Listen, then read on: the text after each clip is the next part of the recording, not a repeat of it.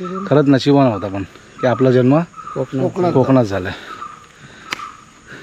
वेगळीच असते वाघबारशी हा जो प्रकार आहे ना, म्हणजे भाई करण्यामागे कारण काय असायचं ते त्याच्यात भारी वाटतं. म्हणजे आपल्या गावामध्ये जेव्हा रस्ता होतो ना ते काहीतरी वेगळंच असतं, एकदम समाधानकारक, खूप छान वाटतंय.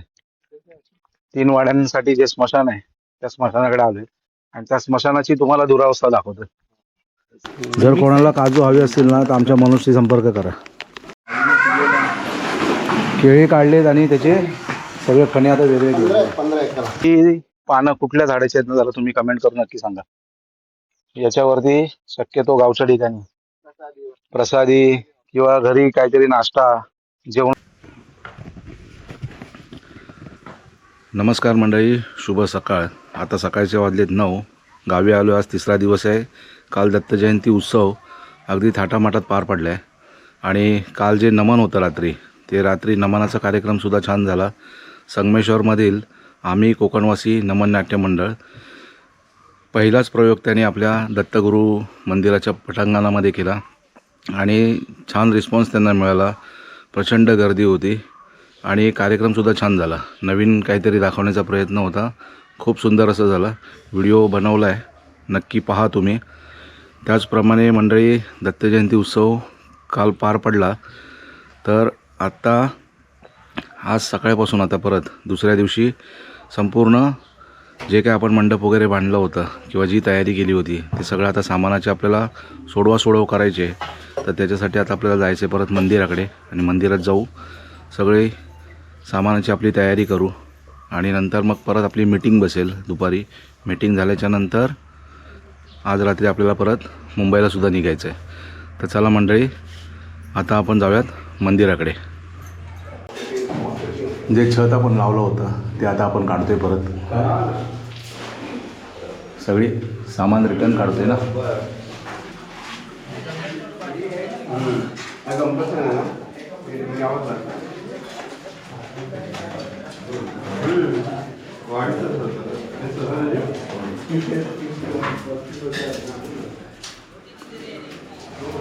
आता परत पुढच्या वर्षी लावायचे. तर मंडळी सगळं आता बघा इथे छत वगैरे सगळं काढून झालं आहे. मंदिरातलं आतलं सगळं सामानाच्या आवरावर झाले. भांडी तिथे घासून झालेत आणि काम करणारी पोरं आता इथे जेवायला बसलेत. सकाळी जेवायले 10 आणि काल राहिलेला महाप्रसाद आहे. ते महाप्रसाद आता पोरं जेवून घेत आहेत.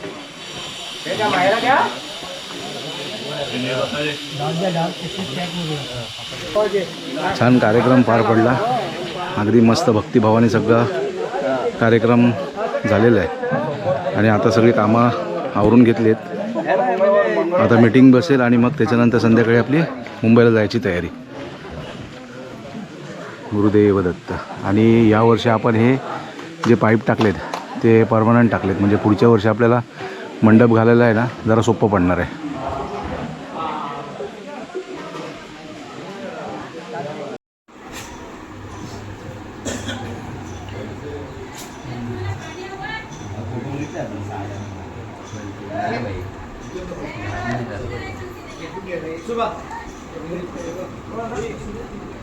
मीटिंग वगैरे संपले, मंदिरातून आलो आहे आणि घरी आता जेवायला बसलो आहे. बघा रवी दादा, इथे राजा आहे, आई बाबा.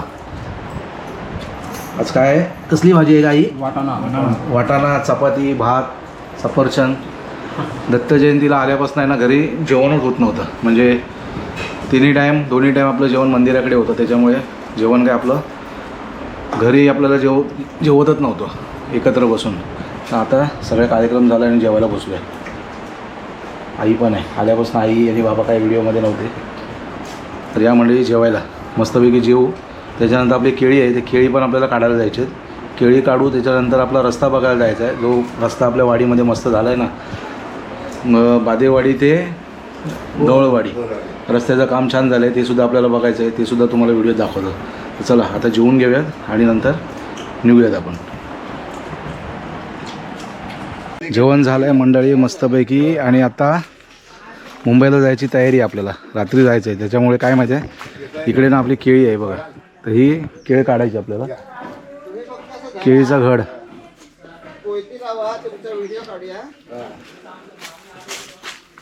हे बघा बाबा आलेत आणि केशवभाई आहेत आणि मी धडपडतोय. काठी घुसली ना पायात. पपया बघा.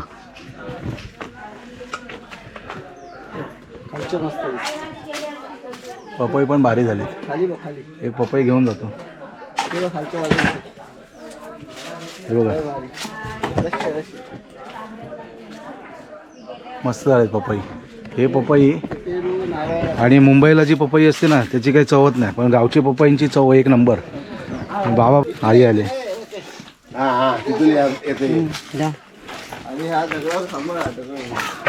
हे समोर आहे ना, हे केशवबाईंचं घर आहे. अडचण आहे इकडे. त्याच्यावर उभं राहायला नको, हे भीती वाटते. हे बघा ही केळी. नाही म्हणून साईडला इथे. हे बघा ही केळी. इथून कापूया ना. हे नाही ते कापायचे. अच्छा ह्याच्या मागे पण आहे. अरे वा हे भरपूर आहे. ही काढायची. ही अजून केळी काढायला माणसं बघा किती आहेत. बाप रे. हे बघा हे कुठून चढतायत बघा. हे तिकडनं पकडायला काढू. हा हे सगळ्यांना पुरतील. हे खांद्यावर घे. हे दे हे दे. आणि ह्याला बाबा खाली धरा. ते आता तोडते सांभाळ ना. नाही नाही घट्ट पकड. खांद्यावर घे फक्त. खांद्यावर घेतो पण ते आली पाहिजे. मग हाईट पण नाही आहे ना. 50 किलोचा असेल. सॉलिड झाले ना पण. हा जय श्रीराम. घट्ट पकड. चीक पडणार अंगावर. हा हा ते येऊ दे इथे. एवढ्या पण जड नाही रे. काय जण नाही जड असणार. मागे आडवा कर आडवा कर म्हणजे चीक पडणार नाही. राजा इकडे. हे राजा झाकडांवर येऊ नको.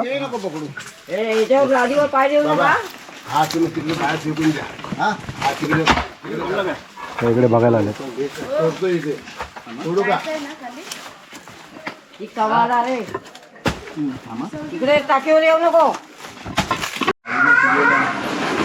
केळी काढलेत आणि त्याचे सगळे फणे आता वेगळे घेतले. एकेकाला 15-15 केळी आहेत. केळी काढली आणि आता ना पपई पण काढायचे. जरा आता पपई पण काढून घेऊ. कसं काढी लावतोय रवी दादा. हा काढायचा. अरे इथे हात पुसतो. पकड मग असा तू पकडतो.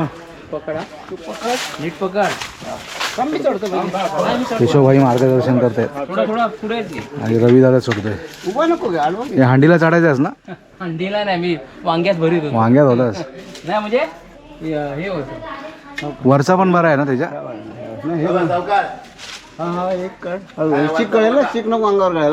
दोन हाताने पकड ना. आई शबाश. साईज बघा अजून बोलतो हा एक नंबर साईज आहे. बस झाला. खालचं काढतात भारी. कोणता खालचा.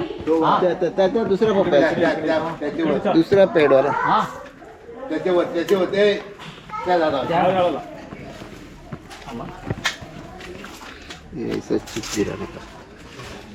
चीक पडायला ठेवा जरा. आपल्या घराचा परिसर आहे. सगळी जास्वंदाची. ही पेरूचं झाड आहे. हे एक पपईचं झाड आहे. हे नारळाची झाड आहेत. हा इकडे आपला फणस आहे. हा एक फणस आहे. असा एकंदरीत आपला हा घराचा परिसर आणि जुन्या घराची आपली कौल आहेत. आणि इकडे ना ह्या कोपऱ्यामध्ये कढीपत्ता आणि कडुलिंबाचं झाड आहे. घे ना घ्या ना घे. त्याच्या मागचा पण आहे. केशवभाई तुम्हाला पण काढा. तयार व्हायचे तो पलीकडचा बघा खालचा चांगला आहे.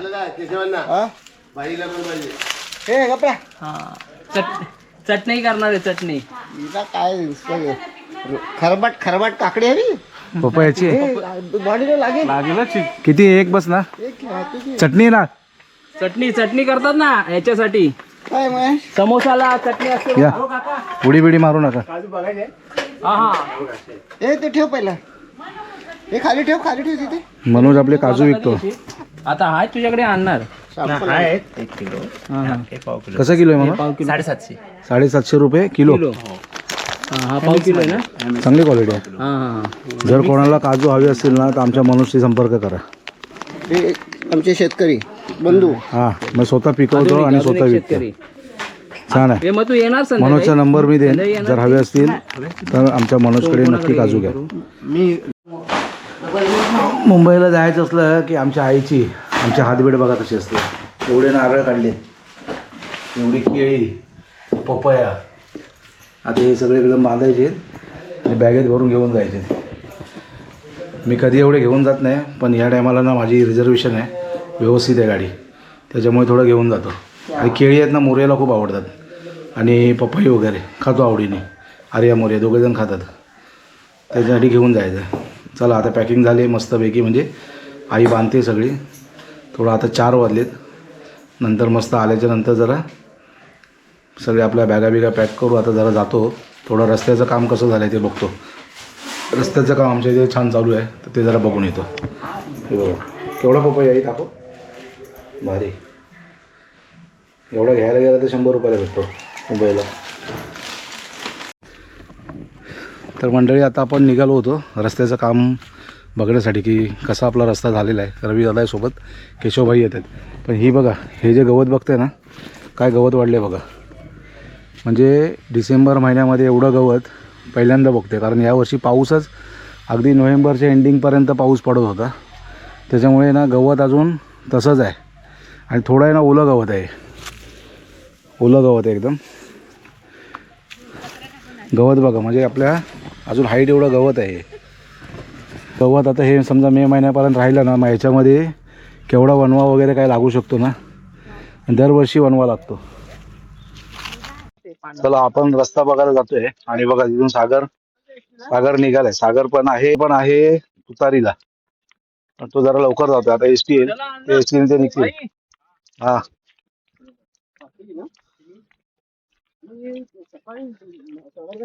भारी रस्त्याचं काम झालंय बघा. एवढा इथे जो काही चढ होता की नाही, भला मोठा चढ होता, तो सगळा चढ आता याच्यामध्ये काढून टाकलाय आणि एकदम रस्ता एक लेवलला केलाय. इथून ते इथपर्यंत बघा फुल जोरदार काम चालू आहे.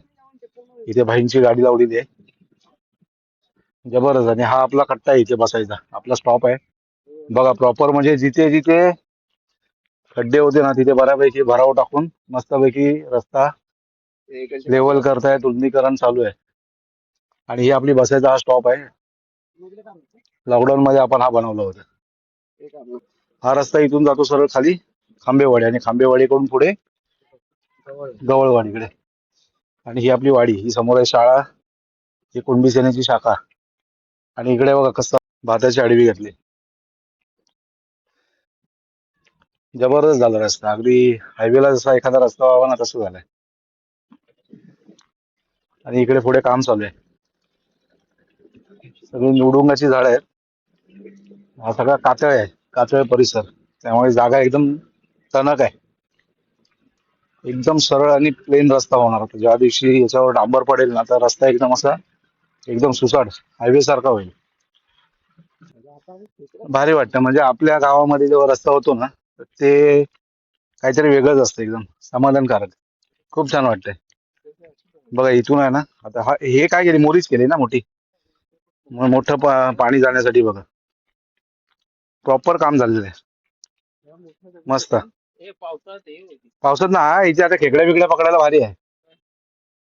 इथे ह्याच्यात आता डुक्कर पण बसेल जाऊन. आणि हे खाली सगळे इथून हे जंगलच आहे, इथून खाली जायचं. पण ही जागा छान झाली. म्हणजे नेहमी आमचं संध्याकाळचं आलो तिथं आपला बसायचा स्पॉट, आता हे बसायला चांगली जागा झाली. सध्या आलो इथे जरा बसायचं संध्याकाळचा मस्तपैकी छान, पुढे जायचं. गाडी गेल्यानंतर बघा काय धुरळा गेलाय उडवत, एकदम लाल पावडर. आता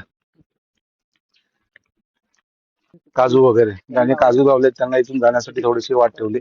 बरं झालं, थोडं नियोजन केलंय, छान आहे. फक्त आता पावसानंतर आहे ना मस्त होईल जरा. हा चढ तर केवढा होता, जबरदस्त भारी वाटतंय. समोर दिसते ना ती खांबेवाडी, आमच्या मधुवराचं घर. ते समोर मंदिर आहे, सूर्यदेव बघा तिथे. आता ते त्या डोंगराच्या मागे जातील. संध्याकाळचे आता 4 वाजत आले, सूर्यास्त होईल आता थोड्या वेळाने. वाटत नाही आपण आपल्या अगदी गावाकडे असं खूप छान वाटतंय. हा जो चढ होता ना तो अगदी एवढ्या उंचावरती होता, मग तो आता कट करून करून एवढ्या खाली आणलाय आणि तेवढाच उतार इथे खाली. गणपती विसर्जन करायला आम्हाला एवढ्या खाली जावं लागतं डोक्यावरती गणपती घेऊन. आता ज्यांचे प्लास्टर ऑफ पॅरिसचे गणपती आहेत, थोडे वजनाने हलके असतात, ते थोडे घेऊन जातात. पण ज्यांचे शाडू मातीचे गणपती आहेत, ते ह्या अशा वाटेवरून जेव्हा घेऊन जायचो, खूप अडचण. पायाला एवढ्या दगडी लागतात काय विचारू नका. या साईडला पण भारी केले. ही इथून आपली जुनी धावाकडे जाणारी वाट. हा जो आंबा आहे ना, हा मार्किंग आहे.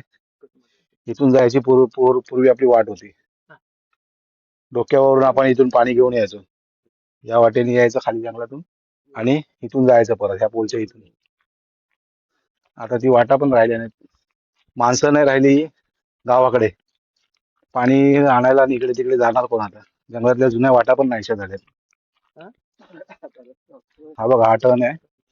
हा डायरेक्ट असा जातो खांबेवाडीकडे आणि इकडनं असा लेफ्ट गेला की हा गेला आपल्या जिथे आपलं पाणी आहे धावाकडे पण जातो आणि तिथून थोडंसं पुढे गेलो की आपण स्मशानाकडे. स्मशानाचं एक काम आपलं बाकी राहिलेलं आहे.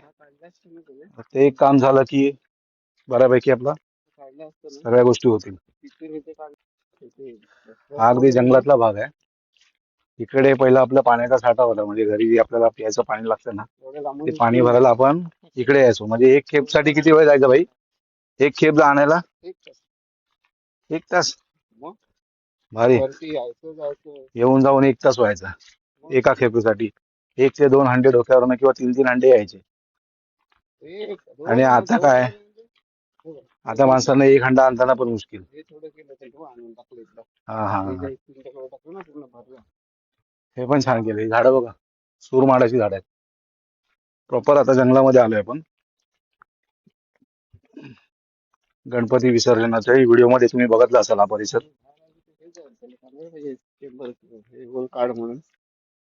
हा इथे अडचण करून ठेवले. पाणी इथे अडकलं तर हे रस्त्यावर येणार, हे काढायला पाहिजे.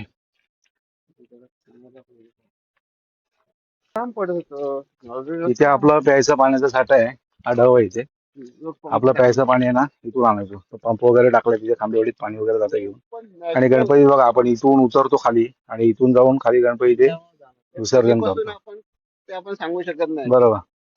पूर्वजात पिढी जेव्हा आपण तेव्हापासून येते. आणि हे जे झाड आहे ना, बेलाचं झाड आहे ना, ते कधीच जात नाही. न्यू या निवाच्या झाडावर ना इथे एक मधाचं पोळं लागायचं. बरीच वर्ष असायचं तिथे. आता कदाचित मे महिन्याच्या आसपास परत येतील त्या मधमाशा तिथे. हे लोक हो. रस्त्यावर काम करतात ना. आणि ही पानं कुठल्या झाडाची आहेत ना, जरा तुम्ही कमेंट करून नक्की सांगा. याच्यावरती शक्यतो गावच्या ठिकाणी प्रसादी किंवा घरी काहीतरी नाश्ता जेवणासाठी पानं वापरतात. कोणती पानं आहेत आपण जरा कमेंट करून नक्की सांगा. आपण कोकणातली असाल तर आपल्याला नक्की कळेल.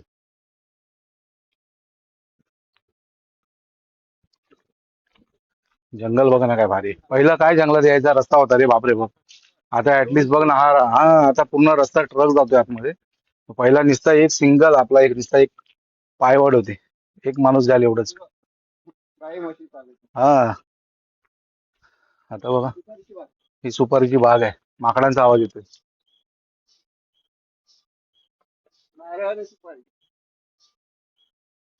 भारी वाटतं ना, अमेझॉनच्या जंगलात आल्यासारखं वाटतंय.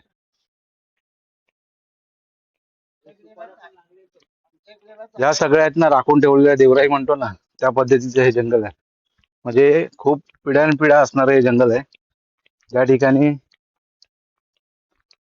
कधीच म्हणजे आणि अशा काय इथे काय कुठलं काय असं स्ट्रक्चर वगैरे कुठली झालेली नाही. खूप मोठं जंगल आहे. आणि मजा येते या जंगलामध्ये फिरायला आहे ना. ही बघा सगळ्या आंब्या आणि पोपळीच्या बागा आहेत. नारळ नारबाची वाडी मध्ये हा हे बघा ना किती उंच उंच झाड आहेत सगळे. खूप छान वाटतं. आणि 3 झाड आहेत बघा इथे. कोकमाचं झाड आहे, हे कोकम आहे ज्याला आपण रातांबी म्हणतो ना, ते आहे. त्याच्या बाजूला फणस आहे, त्याच्या बाजूला ती माडाची झाड आहेत. हे बघा इथे आहे ना आपली पंप आहे. इथे हा आपला पंप हाऊस आहे आणि त्याच्याच बाजूला पाण्याची टाकी आहे आणि तिथे पाण्याचा खाली साठा आहे. आता धरण बांधल्यामुळे बऱ्यापैकी पाणी इथे थोडं साठतं. हा समोर, हो ना, तो समोर आणि जरासा झरा दिसतोय बघा तुम्हाला, आणि तिथे बऱ्यापैकी पाणी साचलंय. म्हणजे पूर्वी आंघोळीला सुद्धा इथेच यायचो आम्ही. बरीचशी झाडं कशी पडलेली आहेत. सूर्यास्त व्हायला आलाय, सूर्यदेव आता चाललीत खाली. म्हणजे कधी पाण्याचा काही विषय हे झाला, इश्यू झाला की ह्या पंप हाऊसला इकडे आपल्याला यावं लागतं जंगलामध्ये. तर जवळजवळ आपण स्मशानापर्यंत आलोय. 3 वाड्यांसाठी जे स्मशान आहे त्या स्मशानाकडे आलोय, आणि त्या स्मशानाची तुम्हाला दुरावस्था दाखवतो. त्या स्मशानाची दुरावस्था दाखवतो की गावच्या ठिकाणी 3 वाड्यांसाठी जे स्मशान आहे त्या स्मशानाकडे आलोय, आणि त्या स्मशानाची तुम्हाला दुरावस्था दाखवतो. त्या स्मशानाची दुरावस्था दाखवतो की गावच्या ठिकाणी दिंगणी गावामध्ये अजून आम्ही किती अजून मागासलेले आहोत ना, ते तुम्हाला दाखवण्याचा प्रयत्न करतो. म्हणजे लोकप्रतिनिधी आमच्या इथे आहेत, पण ते काही कामाचे नाहीत. म्हणजे ते स्मशान बघाल ना तर अगदी म्हणाल काय परिस्थिती आहे, ते वाईट परिस्थिती आहे. म्हणजे जेव्हा इथे एखादा स्मशानामध्ये जेव्हा बॉडी येते ना जाळण्यासाठी, भर पावसामध्ये जर आली तर वरती छप्पर पण नाही. हे बघा, हे समोर जे तुम्ही बघताय ना स्मशान आहे, म्हणजे मागील आता जवळजवळ 10 वर्ष आम्ही नियोजनच ऐकतोय. इथे बघा, आल्यानंतर फक्त इथे तिरडी आणल्यानंतर इथे ठेवायची फक्त जागा आहे. आणि हे स्मशानातले जिथे अगडी दिला जातो, फक्त 6 खांब आहेत तिथे. खाली नाही जागा आहे, ना वरती छप्पर आहे, ना आजूबाजूला कसलीच सोय नाही. अत्यंत वाईट आहे ना, लाकडांचं स्टोरेज आहे. म्हणजे पावसामध्ये एवढी बिकट परिस्थिती असते की जवळजवळ 3 ते 4 टायर, डिझेल अशी परिस्थिती आहे. आमच्या डिंगणी गावातले जे कोणी प्रतिनिधी असतील ना, हा व्हिडिओ बघून तर थोडी आम्हाला मदत करा. अत्यंत वाईट परिस्थिती आहे. इथे स्मशानात काही विधी झाल्यानंतर इथे खाली पाण्याच्या ठिकाणी जायला खरं म्हणजे इथून अशा पायऱ्या वगैरे पाहिजेत, पण ही इथे खाली उतरण्यासाठी पण बघा काय अवस्था बिकट आहे. पाणी आहे इथे, मग इथे खाली जायचं कसं, खाली गेला तर वरती यायचं कसं. अत्यंत वाईट परिस्थिती आहे. खूप शांत परिसर आहे. 2 किलोमीटर. हा, 2 किलोमीटर तरी आपल्याला चालत यावं लागतं, आणि इथे आल्यानंतर कसली सुविधा उपलब्ध नाही. ना लाकडं ठेवू शकत, ना स्मशानावरती छप्पर आहे. वरती जिथे अग्नी दिला जातो तिथे अक्षरशः भिजत इथे लोकांना थांबावं लागतं. लोकप्रतिनिधींनी लक्ष घाला. इथे वेगळीच असते. वाघबारशी हा जो प्रकार आहे ना, म्हणजे भाई करण्यामागे कारण काय असायचं ते त्याच्यात असं, म्हणजे अशी मजा, दिवाळीतली मजा, दिवाळीची मजा नाही, काहीतरी कारण असेल त्याला. शेतकरी राजा आहे ते सुखी राहावं त्याला पण ते, आणि काय जंगलातल्या त्या ह्याचा प्राण्यांना देऊन ते करतात. आणि जेव्हा ना भाई मध्ये जेवणा बिवणाचा कार्यक्रम कुठे करायचा वाघबारशीचा? गोठणीवर इथे. अरे वा. आणि त्यावेळी ती मजा करणारी माणसं पण तशी होती. आता कोण नाही करत. 10-20 रुपये किती, 2 रुपये 1 रुपये. म्हणजे इथे काय धमाल केली असेल ना या माणसाने, यांनाच माहिती. तर आपण पण यायचो, आम्ही पण लहानपणी या गोठणीवरती, खाली ढवावरती पंदळ होता, पंदळीवरती आंघोळ. बाप रे बाप. 2 रुपये 4-5 रुपये 5 रुपये मला वाटतं नक्कीच तेव्हा काढायचं. आणि त्याचं मग मच्छी आणायची आणि जेवण करायचं इकडे बसतो. काय वाटायचं तेवढ्यालाच भारी. ते दिवसच छान होते. आता काय माणसं आता राहिली नाहीत गावाला. जो तो आता नोकरी धंद्यासाठी आता मुंबईला शिफ्ट झालेत. गावातली घरं ओसाड पडलेत. भयंकर परिस्थिती आहे. म्हणजे आता एखाद्या सण उत्सवापुरती फक्त लोक गावाला येतात, आणि त्याच्यानंतर गावची फक्त म्हातारी माणसं गावी राहतात. वाड्या ओस पडलेत. करण्यासारखं बरंच आहे, मुलांनी मनावरती घ्यायला पाहिजे. पण जे खरंच करतायत ना आपल्या मनोज बिनोजसारखी मुलं, ते टिकून राहणार कायम. आणि आता पुढे काही वर्षांनी भाई गावीच यायचं आहे. मुंबई जवळजवळ आता नाही परवडणारी होणार आहे.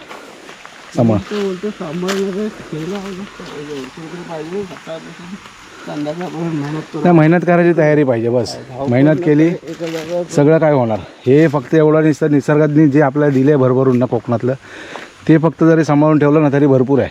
25 वर्षानंतर येऊन शेती केली. हां, मग लॉकडाऊनमध्ये. लॉकडाऊनमध्ये जी मजा केली ती काय वेगळीच आयुष्यात आपण कधी विसरू शकत नाही. पण आणि ॲक्च्युली लॉकडाऊन झाला ना किंवा कोरोना आला ते एकंदरीतनं बरं पण झालं.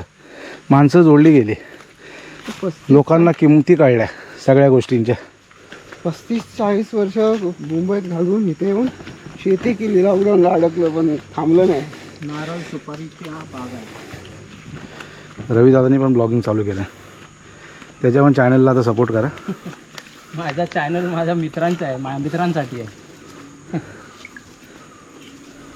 अडकेल का काय? हे सुख आहे काय बाई. आणि हे अनुभव घेण्यासाठी आहे ना कोकणात या, वेळ काढून या. कोकणातच आणि फक्त येऊ नका, आपल्या मुलांना हे दाखवा तुम्ही. आम्ही तर येतोच मे महिन्यामध्ये, शिमग्यामध्ये, प्रत्येक सण उत्सवाला आम्ही असतो. ज्या ज्या वेळेला वेळ मिळेल त्या त्या वेळी येण्याचा आपण प्रयत्न करतो.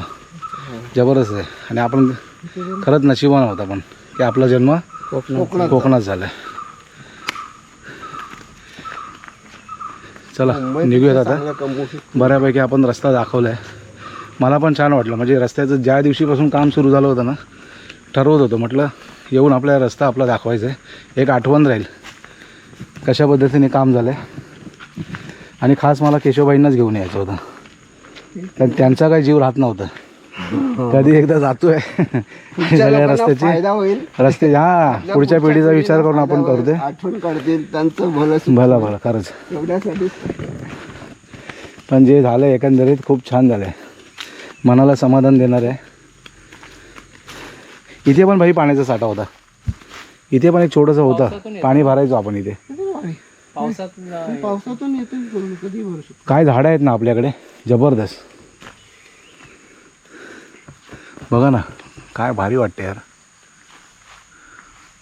इथून सूर्य दिसतंय, हां इथून नारळामधून हे बघा या पोपळीच्या बागेतून सूर्यास्त होतोय. तिकडे सूर्यदेव चालले डोंगराच्या मागे. म्हणजे अगदी आता त्या खांबेवाडीच्या मागे जो डोंगर आहे त्या डोंगराच्या मागे जाणार सूर्यास्त. आणि त्याच्या पलीकडे भाई कुठली वाडी आहे? पिरदावणे. पिरदावण्याच्या पण पलीकडे सूर्यदेव आता जातील खाली आणि संध्याकाळ होईल. खूप आठवण येतं आपल्या इथल्या लहानपणीच्या. काय मजा करायची. काही बोलू शकतो. हां.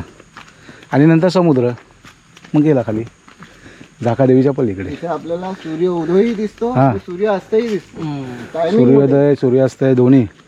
आणि काय इकडे एकदा सूर्य खाली जातोय आणि इकडनं चंद्र वरती येतोय. काल आपल्याला ते दोन्ही पाहायला मिळाले होते. सध्याचं त्यांचं ते पण.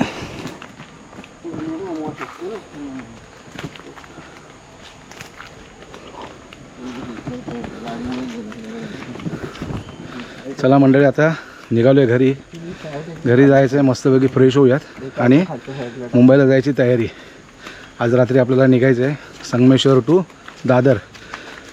आपला परतीचा प्रवास आहे. दत्त जयंतीसाठी आलो होतो आणि रात्रीची आपली गाडी आहे तुतारी 11:40ची. तर त्या गाडीसाठी चलो मुंबई.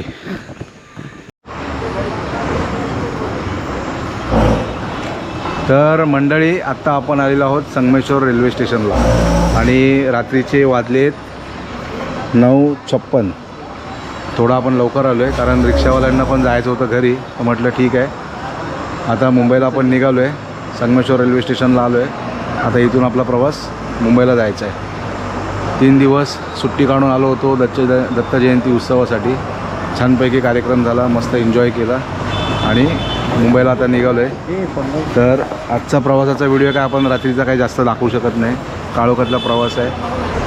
पण ठीक आहे आपलं रेल्वे स्टेशनकडे आलो आहे तर रेल्वे स्टेशनचा एक लुक बघा तुम्ही. अगदी एअरपोर्ट लुक आहे. कोकणातलं आपलं छोटंसं आणि सुंदर असं संगमेश्वर रेल्वे स्थानक. आणि हे रिक्षावाले अगदी थंडीचे दिवस चालू आहेत. रिक्षावाले पण खूप मेहनतीने हे काम करतात बिचारे. अगदी इथे रात्रीचे शेकोटी वगैरे लावून बसलेले असतात. खूप मेहनतीचं काम आहे. असो मंडळी, आज सकाळपासून आपण व्हिडिओला सुरुवात केली होती आणि बऱ्यापैकी आजच्या दिवसातले सगळे जे काय दाखवता येईल ते दाखवलं. मीटिंग झाली मस्तपैकी, सगळ्या कार्यक्रमाची आवरावर झाली. त्याच्यानंतर बऱ्याच काही गोष्टी दाखवल्या, रस्ते वगैरे दाखवले, वाडीमध्ये जो काही नवीन रस्ता होतो तो दाखवला. आणि त्याच्यानंतर आता आपण इकडे मुंबईला जाण्यासाठी आपल्या संगमेश्वर रेल्वे स्थानकात आपण आलेलो आहे. सोबत रविदादा पण आहे. तर 3 दिवस एन्जॉय केला आहे मस्तपैकी. छान झालं. 3 दिवसातले व्हिडिओ गावी नेटवर्क असल्यामुळे अजूनपर्यंत काही अपलोड केले नव्हते, पण ते अपलोड केल्यानंतर नक्की बघा. व्हिडिओ आवडल्यास लाईक करा, चॅनलला शेअर करा आणि जर आपल्या यूट्यूब चॅनलवरती जर आपण नवीन असाल तर आपल्या चॅनलला नक्की सबस्क्राईब करा. तर आता हा व्हिडिओ मी आत्ता इथेच थांबवतो. भेटूया अशाच एका नवीन व्हिडिओमध्ये. तोपर्यंत बाय बाय, गुड नाईट. उद्या आपण डायरेक्ट मुंबईला. बाय.